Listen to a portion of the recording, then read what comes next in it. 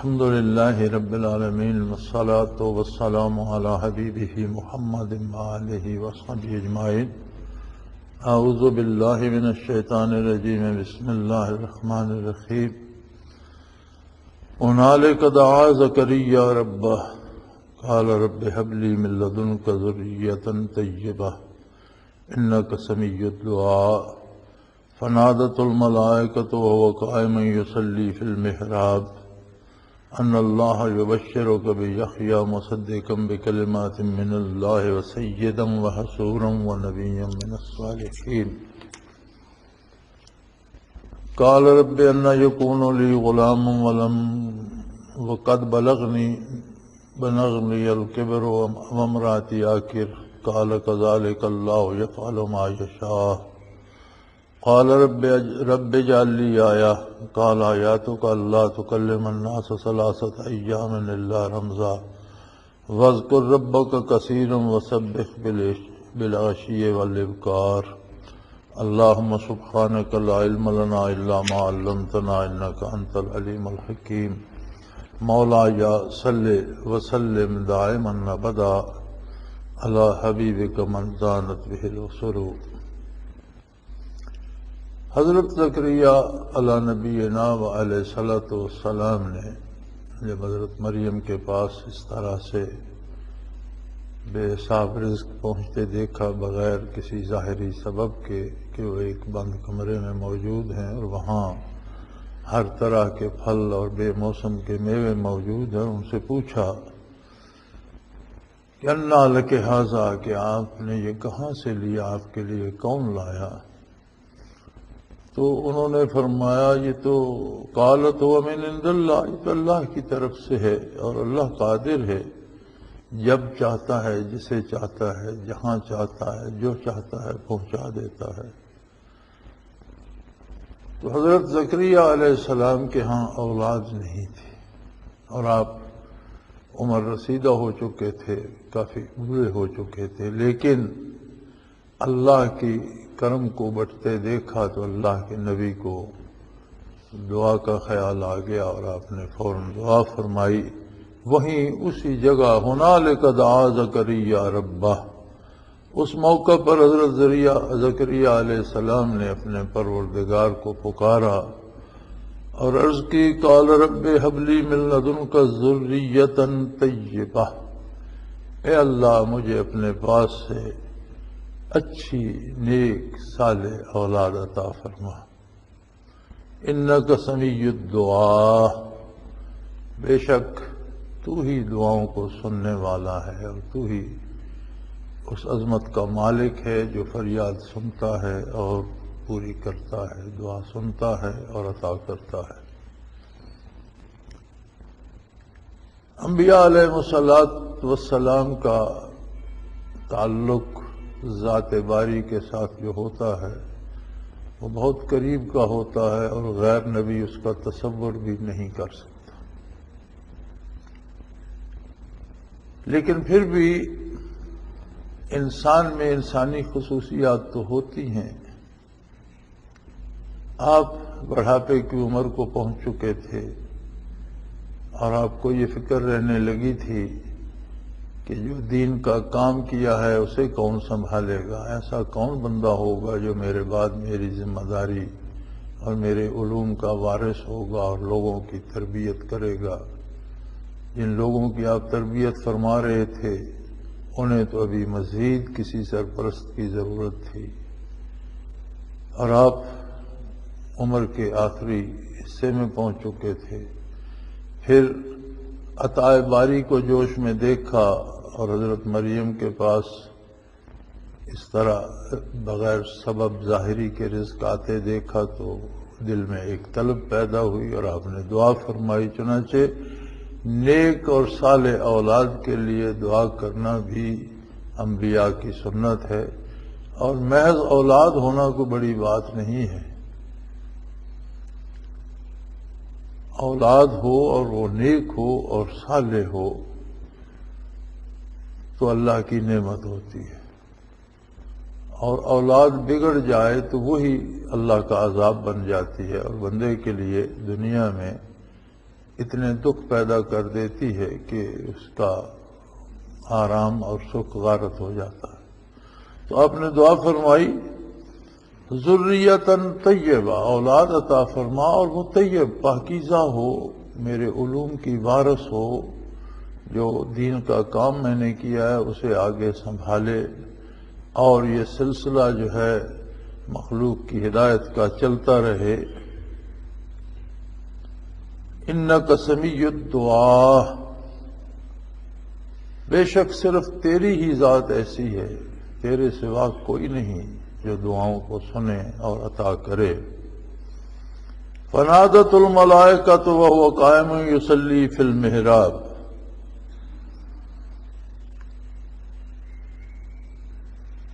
آپ نماز پڑھنے کے لیے کھڑے تھے۔ محراب سے مراد مسجد بھی ہو سکتی ہے، وہ کمرہ بھی ہو سکتا ہے جہاں حضرت مریم کے ساتھ محو گفتگو تھے، کوئی اور کمرہ بھی ہو سکتا ہے۔ آپ عبادت کے لیے کھڑے ہوا، یصلی فی المحراب، کمرے میں کھڑے نماز ادا کر رہے تھے کہ فرشتے نے آواز دی ان اللہ یبشرک بیحییٰ، اللہ کریم آپ کو ایک بیٹے کی بشارت دی ہے اللہ کریم نے، اور اس کا نام بھی تجویز فرما دیا ہے یحییٰ، مصدقا بکلمات من اللہ وسیدا وحصورا ونبیا من الصالحین۔ آپ کو اللہ نے بیٹے کی بشارت دی ہے، اس کا نام بھی اللہ کریم نے تجویز فرما دیا ہے کہ ان کا نام یحییٰ ہوگا، اور یہ بھی اللہ کریم نے خوشخبری دی ہے کہ مصدقا بکلمات من اللہ، اللہ کے کلمات کی تصدیق کرنے والے ہوں گے۔ یعنی آپ نے ذریت طیبہ کی دعا کی تو وہ اللہ کے کلمات کی تصدیق کرنے والے ہوں گے، آپ کے وارث ہوں گے، آپ کے دینی امور کو آگے بڑھانے والے ہوں گے، وسیداً، اور سردار ہوں گے، مقتدا ہوں گے، لوگ ان کی پیروی کریں گے۔ سید کا معنی لغوی معنی سردار کا آتا ہے، وہ لوگ جس کے پیچھے کچھ لوگ چلیں، جس کی بات کچھ لوگ مانتے ہوں، جسے سردار سمجھا جائے۔ انبیاء سارے ہی مقتدا ہوتے ہیں اور ان کی اطاعت فرض ہوتی ہے، لہذا وہ سردار بھی ہوتے ہیں، سید ہوتے ہیں۔ خود نبی کریم صلی اللہ علیہ وآلہ وسلم نے فرمایا انا سید ولد آدم، میں ساری اولاد آدم کا سردار ہوں۔ یہ آپ صلی اللہ علیہ وسلم کا منصب جلیلہ ہے، لہذا آپ صلی اللہ علیہ وسلم کی اولاد کو بھی سید ہی کہا جاتا ہے۔ لیکن ایک اصول یاد رہے کہ نسبی اولاد ہونا ہی شرط نہیں، بلکہ آپ کا اطاعت گزار ہونا، پیروکار ہونا نسبی اولاد ہونے سے زیادہ شرط ہے۔ حضرت نوح علیہ السلام بھی اللہ کے نبی تھے اور سید تھے، سردار تھے۔ ان کے بیٹے نے نافرمانی کی تو جب انہوں نے دعا فرمائی کہ اللہ اسے غرق سے بچا لے، میرا بیٹا ہے اور تو نے وعدہ فرمایا ہے کہ میرے اولاد کو، میرے گھر والوں کو بچا لے گا، تو فرمایا انہ لیس من اہلک، وہ آپ کے گھر والوں میں شامل نہیں ہے،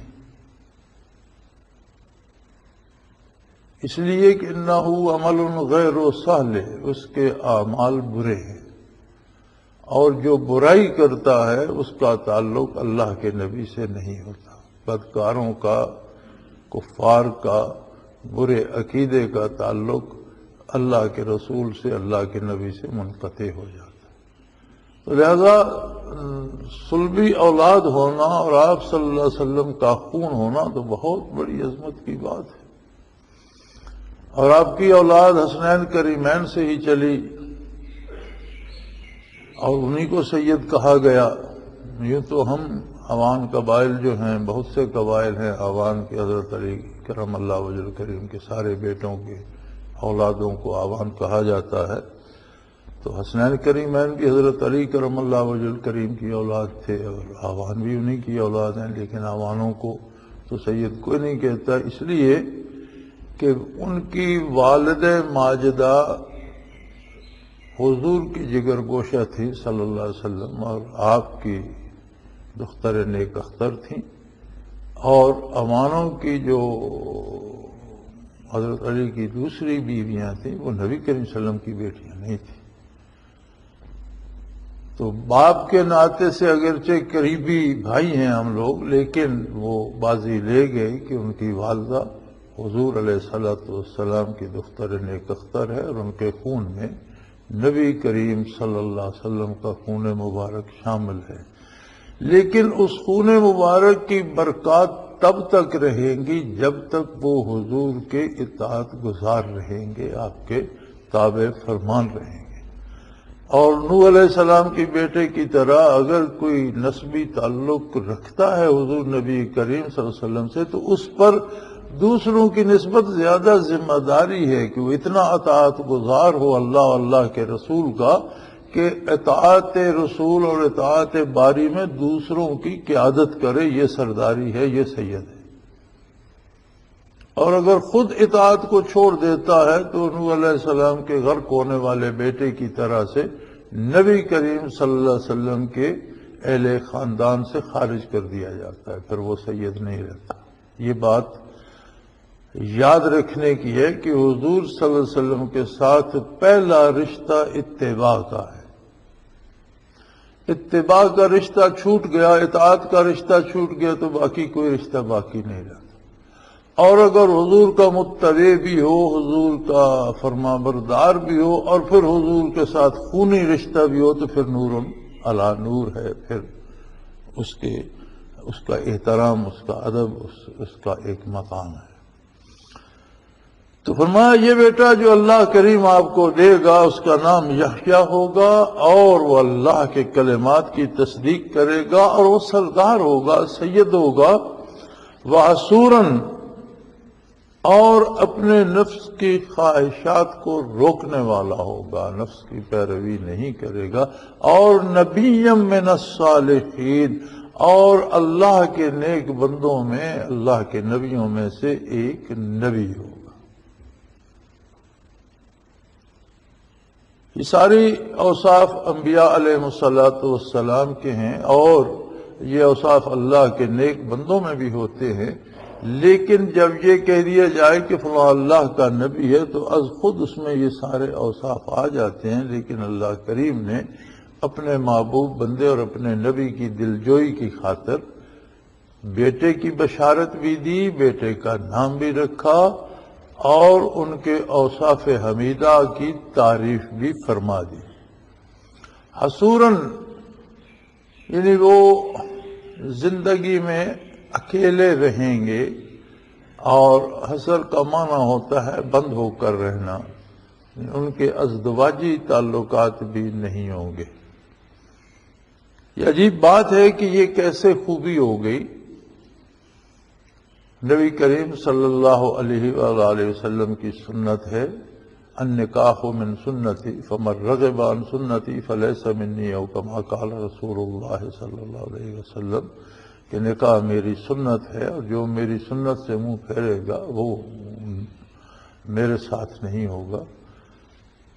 لیکن انہیں ان کی شریعت میں اس زمانے میں اور اس وقت شاید بغیر شادی کے رہنا بھی ایک بہت خوبی ہوگی، اور شریعت میں جائز ہوگا، شریعت میں روا ہوگا۔ دوسری بات یہ ہے کہ ہر صاحب حال کا ایک حال ہوتا ہے اللہ کریم کے ساتھ، ایک تعلق ہوتا ہے، ایک ربط ہوتا ہے۔ دنیاوی امور اور دنیاوی لذات اور دنیاوی خوشیاں اور گپ شپ، یہ جو تعلق باللہ ہوتا ہے، جو آدمی متوجہ اللہ رہتا ہے، اس توجہ کو ہٹاتی ہیں، کم کرتی ہیں، اس تعلق کو کم کرتی ہیں۔ یعنی آپ دنیا کے کسی ہو، قائم حلال بھی ہو، جائز بھی ہو، تجارت ہے، کاروبار ہے، دین کی تبلیغ ہے، یہ تو سارا دین ہے نا، دین کی تبلیغ ہے، اس میں بھی آپ لگے رہیں تو لوگوں سے ملنا جلنا تو ہوگا، بات اللہ کی ہو رہی ہے، لیکن توجہ لوگوں کی طرف ہوگی تو توجہ اللہ کم ہوگی۔ اور شادی اگرچہ ایک مسنون فعل ہے اور ضروری ہے نسل انسانی کی بقا کے لیے، لیکن اختلاط فی الزوجین جو ہے یہ دنیا میں ایک ایسا فعل ہے جو سب سے زیادہ توجہ کو سلب کرتا ہے اور آدمی دوسری طرف متوجہ نہیں رہتا۔ تو یہ خوبی آپ کی ارشاد فرمائی کہ کوئی لمحہ زندگی میں ایسا کام نہیں کریں گے جو توجہ اللہ کو کم کرتا۔ میں نے کہہ دیا یہ سب کچھ، یہ عام آدمیوں کے کام کی باتیں تو شاید نہیں ہیں، یہ صاحب حال لوگوں کی باتیں ہیں اور انہی کے کام کی ہیں۔ پھر فرمایا نبی من الصالحین، اللہ کے مقرب بندوں میں سے اللہ کا نبی ہوگا۔ تب انہیں خیال گزرا، فرمانے لگے اللہ میں نے دعا تو کر دی، جذبہ بے خودی میں آ کر بے اختیار ہو کر میں نے ہاتھ اٹھا دیے اور میں بارگاہ میں عرض گزار تو ہو گیا، لیکن میری عمر اب اس قابل نہیں کہ مجھے اولاد ہو سکے، اور میری بیوی ساری عمر سے بے اولاد رہی ہے، بانجھ ہے۔ قال رب ان یکون لی غلام وقد بلغنی الکبر وامرأتی عاقر، کیسے بیٹا ہو سکتا ہے اللہ کہ میری عمر جو ہے وہ اپنے بڑھاپے کی حد کو چھو رہی ہے اور میری بیوی ساری عمر سے بانجھ ہے، اولاد کے قابل نہیں ہے، ضعیفہ بھی ہے، عمر رسیدہ بھی ہے، اور جب جوان تھی تب بھی ان کے اولاد نہیں ہوئی، ان میں یہ نقص ہے کہ وہ اولاد پیدا نہیں کر سکتی، تو یہ بیٹا کیسے ہو جائے گا؟ قال کذالک اللہ یفعل ما یشاء، فرمایا یہی تو بات ہے کہ اللہ جو چاہتا ہے وہ کرتا ہے۔ بات ہی یہی ہے کہ قدرت کاملہ کے لیے اسباب کوئی حیثیت نہیں رکھتے، چونکہ وہ اسباب کا بھی خالق ہے۔ دنیا دار الاسباب ہے اور یہاں چیزیں اسباب کے نتیجے میں وقوع پذیر ہوتی ہیں، لیکن اسباب بھی مخلوق ہیں اور اللہ تو اسباب کا بھی خالق ہے، وہ اسباب کا محتاج نہیں ہے۔ یہ سنت اللہ ہے کہ دنیا میں ہر چیز میں سبب کو اختیار کیا جاتا ہے، تو اتنا سبب کافی ہے کہ آپ ہیں، آپ کی اہلیہ ہے۔ اب اللہ قادر ہے کہ آپ عمر رسیدہ ہیں تو آپ کو وہ توفیق دے دے، آپ کی اہلیہ بانجھ ہیں تو انہیں وہ صحت اور وہ طاقت دے دے، لیکن آپ کو اللہ کریم بیٹا دے گا اور اسی عمر میں دے گا اور اسی بیوی سے دے گا جس جو ساری عمر بیٹا پیدا کرنے یا اولاد پیدا کرنے کے اہل نہیں تھی، اسی بیوی سے دے گا، اس لیے کہ کذالک اللہ یفعل ما یشاء، ایسا ہی ہوگا اس لیے کہ اللہ جو چاہتا ہے کرتا ہے۔ تو لہذا اس میں ایک سبق یہ بھی ہے کہ جب آپ اللہ ہی سے دعا کرتے ہیں، اللہ کریم کو پکارتے ہیں، تو پھر اس کی شان کے مطابق بھروسہ کیجئے، پھر اسباب کی پرواہ نہ کیجئے کہ یہ کیسے ہوگا یا یہ ہو نہیں سکتا یا یہ مشکل ہے۔ یہ باتیں مشکلات، ممکنات یا ناممکن ہونا یہ ہمارے لیے ہیں، انسان کے لیے ہیں۔ اللہ کے لیے نہ کوئی مشکل ہے نہ کوئی ناممکن ہے، وہ خود قادر ہے، اسباب کا خالق بھی وہ خود ہے اور نتائج کا مالک بھی وہ خود ہے، اسباب بھی خود پیدا فرماتا ہے، نتائج بھی خود پیدا فرماتا ہے۔ تو کوئی بھی دکھ، کوئی بھی پریشانی، کوئی بھی بات ایسی نہیں ہے جو اللہ کے روبرو عرض نہ کی جائے، اور سب سے بہتر حل پریشانیوں کا جو ہے وہ اللہ سے دعا کرنا۔ بہت سے دوستوں کو ہوتا ہے یہ مصیبت ہے، وہ تکلیف ہے، اس کے لیے کوئی وظیفہ بتا دیں، اس کے لیے کوئی کلام بتا دیں، تو سب سے بہتر وظیفہ یہ ہے کہ جو دکھ بھی ہے اسے اللہ کریم کے روبرو پیش کرو، خلوص دل کے ساتھ اور حضور حق کے ساتھ۔ یہ سب سے اچھا وظیفہ ہے کہ اللہ سے دعا کرو اور دعا کے اپنے آداب ہیں، طریقہ ہے، سلیقہ ہے۔ بعض بزرگوں نے لکھا ہے کہ ہر دعا سے پہلے اور آخر درود شریف ضرور پڑھا جائے، اس لیے کہ درود شریف خود دعا ہے، اور درود شریف ایسی دعا ہے جو ہمیشہ مقبول ہوتی ہے، اور مقبول شدہ دعا ہے کہ خود ان اللہ و ملائکتہ یصلون علی النبی، اللہ کریم خود اور اس کے فرشتے اپنے نبی پر درود بھیج رہے ہیں۔ اب جب ہم درود کی درخواست کرتے ہیں تو وہ کام تو پہلے سے ہو رہا ہے، ہم تو اپنا نام شامل کر کے اس کا ثواب حاصل کرتے ہیں، اللہ کی رضا حاصل کرتے ہیں، کام تو وہ پہلے سے ہو رہا ہے۔ تو بزرگ فرماتے ہیں کہ دعا کے پہلے بھی درود شریف ہو اور آخر میں بھی درود شریف ہو، تو اللہ کے کرم سے امید رکھنی چاہیے کہ جو بات میں نے عرض کی اس کا پہلا حصہ بھی مانا گیا، آخری بھی مانا گیا، تو درمیان میں سے کیوں چھوڑ دے گا؟ اللہ کریم بھی ہے، اللہ قادر بھی ہے۔ تو دعا کی مقبولیت کے لیے اول و آخر درود شریف پڑھا جائے، اور دعا حضور حق کے ساتھ کی جائے، اس یقین کے ساتھ کی جائے کہ میں اللہ سے بات کر رہا ہوں، اپنی گزارشات اللہ کریم سے پیش کر رہا ہوں، اللہ میرے ساتھ ہے، میرے پاس ہے، میری ذات سے زیادہ میرے قریب ہے، میری بات کو سن بھی رہا ہے، اور وہ اتنا کریم ہے کہ مجھ عاجز کی بات رد نہیں فرمائے گا۔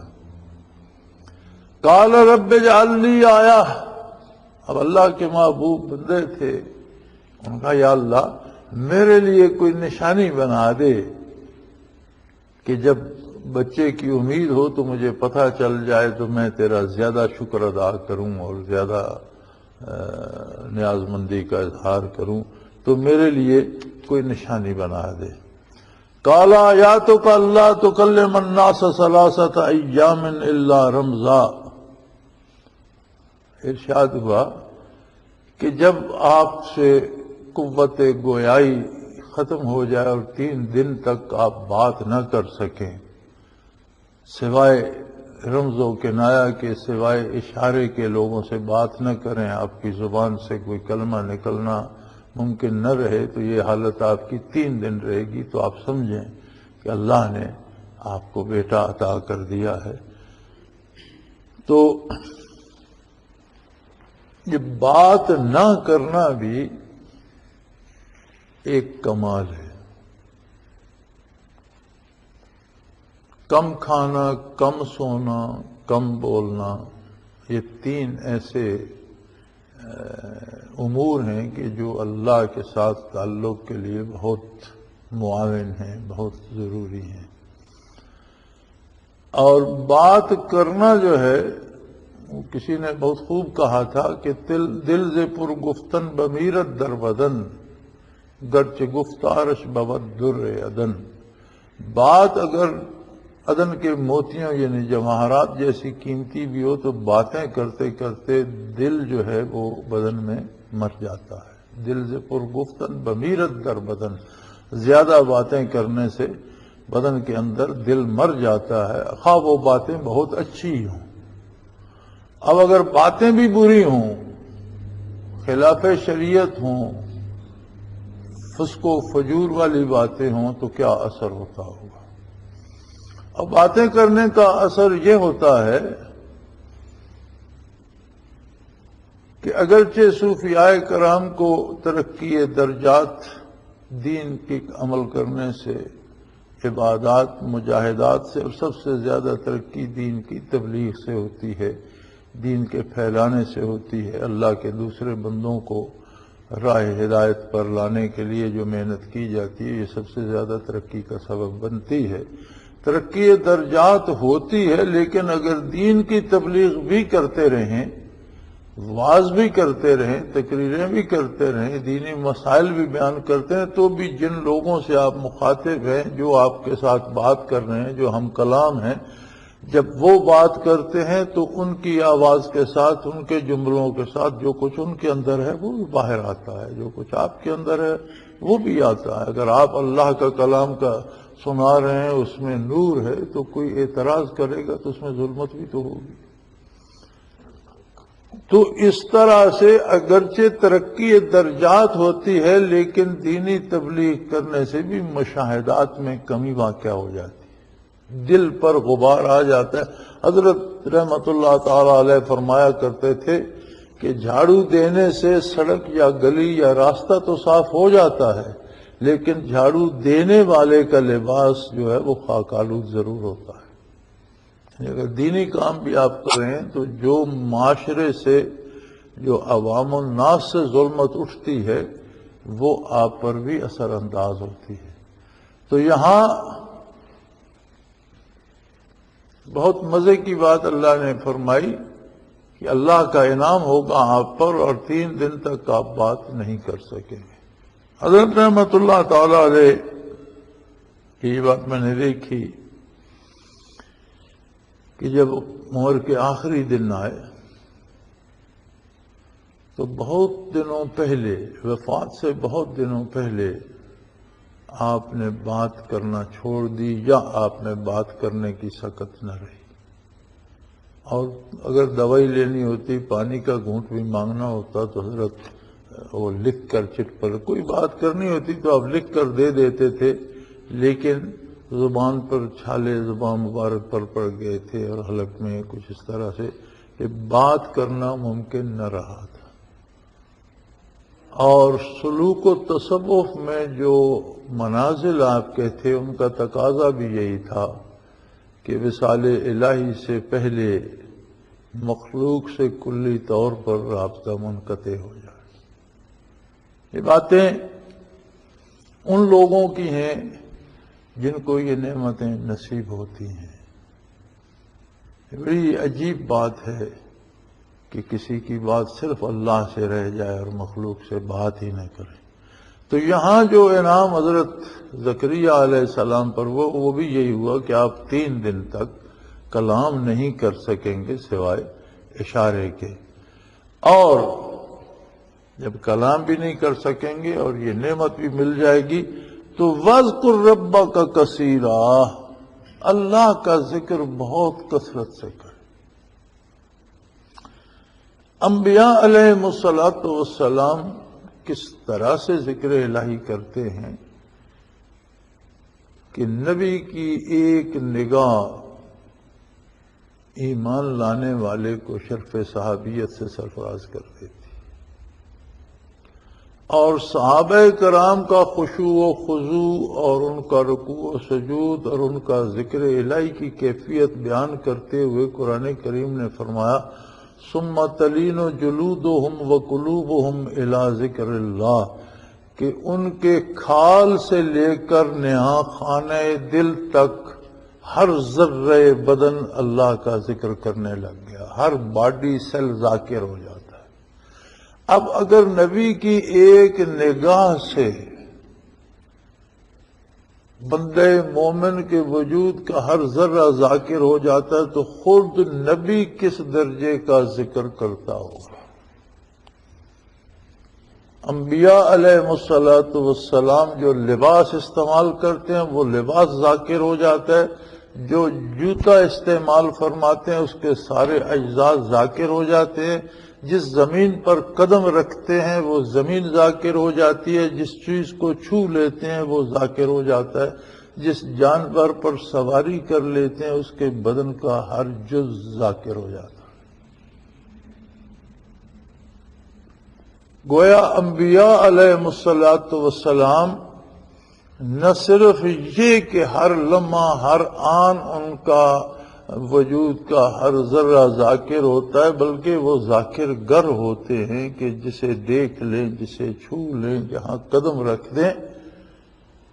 کسی کو اگر آج بھی اللہ دل کی نگاہ دے دے تو جہاں جہاں نبی کریم صلی اللہ علیہ وسلم مکہ مکرمہ کی گلیوں میں نکلے، یا جہاں جہاں آپ نے سفر فرمایا، یا جہاں جہاں صحراؤں میں قدم مبارک رکھا، آج بھی جہاں حضور نے قدم رکھا وہ زمین قطع زمین میں اس طرح نظر آتی ہے جیسے آسمان پر چاند دکھائی دیتا۔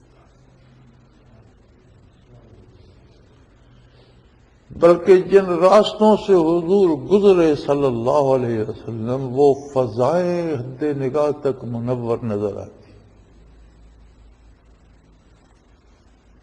بلکہ اس کے بارے میں نے ایک دفعہ حضرت رحمۃ اللہ علیہ سے پوچھا بھی تھا غالباً کہ اس بات کی سمجھ نہیں آ رہی کہ قدوم مبارک کے نشان تو منور ہو گئی، فضائیں منور کیسے؟ تو حضرت نے فرمایا تھا کہ جہاں تک حضور نبی کریم کی نگاہ پاک گئی ہے وہ فضا منور ہو گئی اور قیامت تک رہے گی۔ انبیاء کے ذکر کا یہ عالم ہوتا ہے، اس کے باوجود ذکر الہی کی کثرت کی کوئی حد نہیں ہے کہ پھر نبی کو ہی فرمایا جا رہا ہے کہ وَاذْكُرْ رَبَّكَ كَثِيرًا، اور بھی کثرت سے اللہ کا ذکر کر۔ یعنی آپ اندازہ کریں کہ انبیاء علیہ السلام کا ذکر کس طرح سے کثرت سے ہوتا ہے۔ وہ ذاکر گر ہوتے ہیں، جہاں قدم رکھتے ہیں ذرات ذاکر ہو جاتے ہیں، جہاں آرام فرماتے ہیں قبور میں تو وہ قبور ذاکر ہو جاتی ہیں، وہ ذرات ذاکر ہو جاتے ہیں، جہاں رہتے ہیں وہ مکان ذاکر ہو جاتے ہیں، جہاں سجدہ کرتے ہیں وہ جگہ ذاکر ہو جاتی ہے، جہاں سے گزر جاتے ہیں شجر و حجر ذاکر ہو جاتے ہیں۔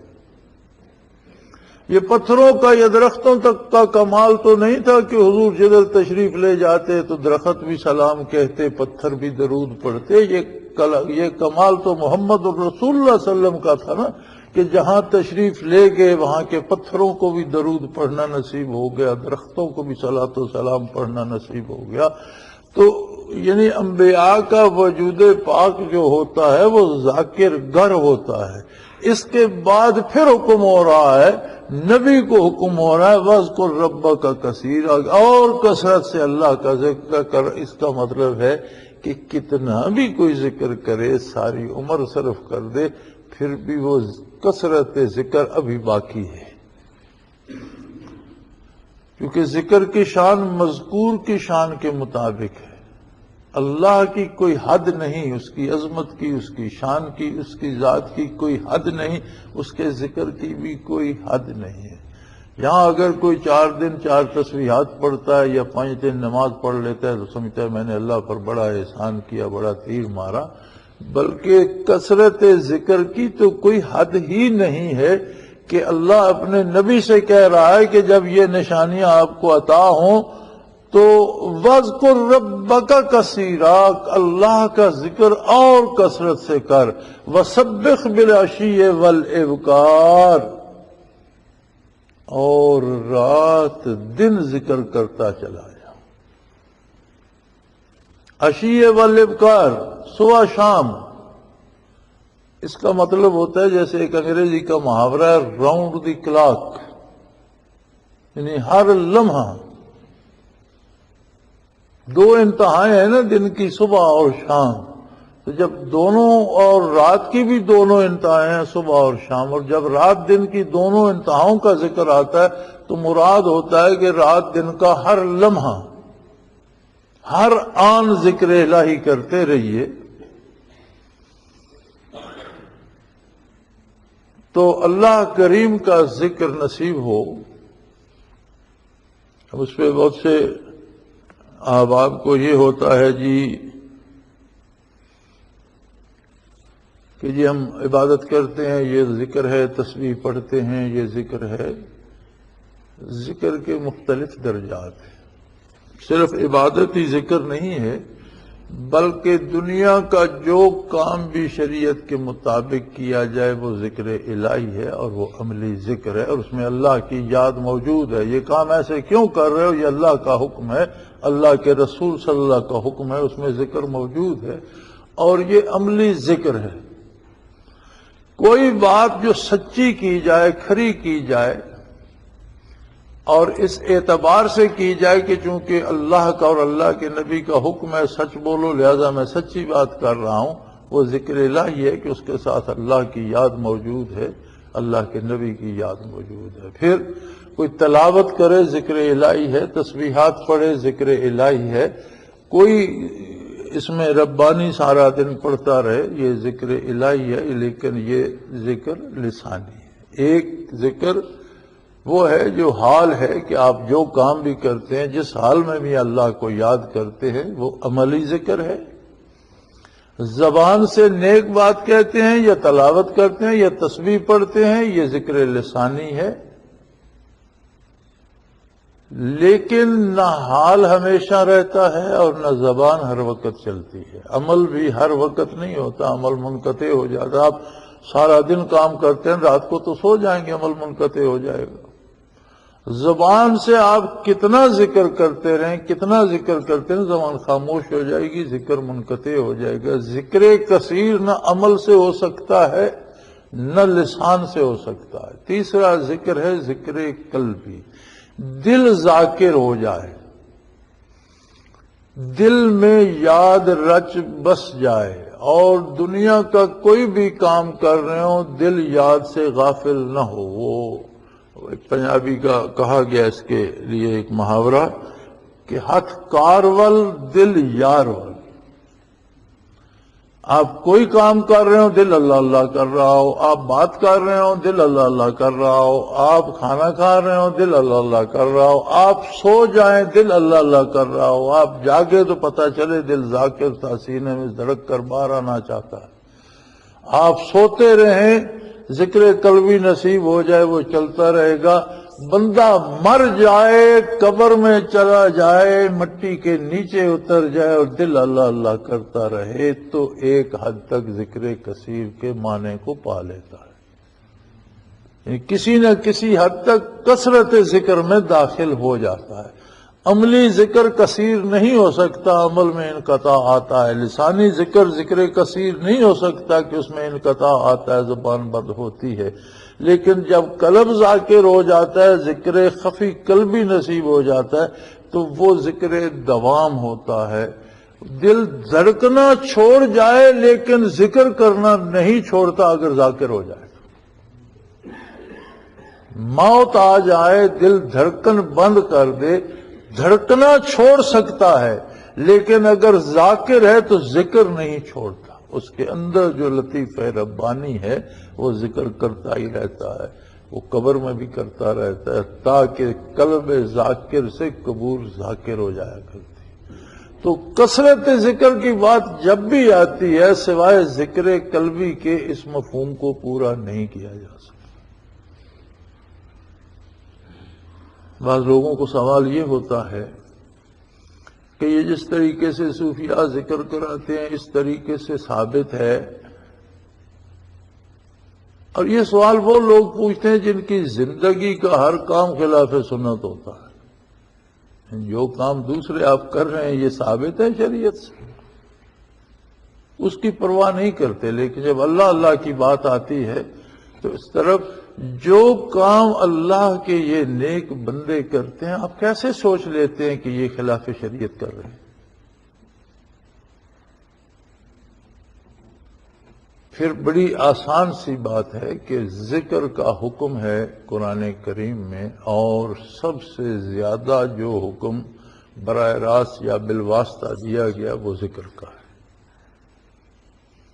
لیکن قرآن کریم نے ذکر پر کوئی پابندی کسی طریقے کی نہیں لگائی. جیسے نماز ہے، نماز کے طریقے کی پابندی ہے، وقت کی پابندی ہے، رکعت کی پابندی ہے، رکوع و سجود کی پابندی ہے، فاتحہ شریف پڑھنے کی پابندی ہے، ہر حرکت پہ تکبیر کہنے کی پابندی ہے. بہت سی پابندیاں ہیں نا. اوقات بھی مقرر ہے اور طریقہ کار بھی. روزہ ہے اس کا وقت بھی مقرر ہے، مہینہ بھی مقرر ہے، افطار و سحر کے قواعد و ضوابط مقرر ہیں.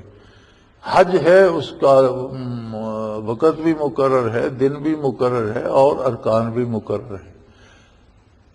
سب عبادات کے اوقات مقرر ہیں. ذکر کے لیے کوئی طریقہ، کوئی ایک خاص وقت کچھ مقرر نہیں ہے. کثرت ذکر کا حکم ہے، اور جتنے سلاسل ذکر ہیں وہ جس طرح سے بھی ذکر کرتے ہیں اگر ان میں کوئی خلاف شریعت عمل ہوگا تو اس کی اجازت نہیں ہوگی. شرعی حدود کے اندر کوئی بیٹھ کے کرتا ہے، لیٹ کے کرتا ہے، حرکت کر کے کرتا ہے، آنکھیں بند کر کے کرتا ہے، آنکھیں کھول کے کرتا ہے، ایک بیٹھ کے کرتا ہے، 50 مل کر کرتے ہیں. تو جو بھی کام شریعت کے اندر کرنا جائز ہے اس طرح سے ذکر میں ہر سارے طریقے سے لیکے جائز. فرق یہ ہے کہ ہر ایک شیخ کی اپنی تحقیق ہے، ہر سلسلے کا اپنا طریقہ ہے. جس طرح انہوں نے زیادہ مفید سمجھا اس طریقے کو انہوں نے اپنا لیا. اور اس طریقے سے ان سے برکات و انوارات نصیب ہوتی ہیں۔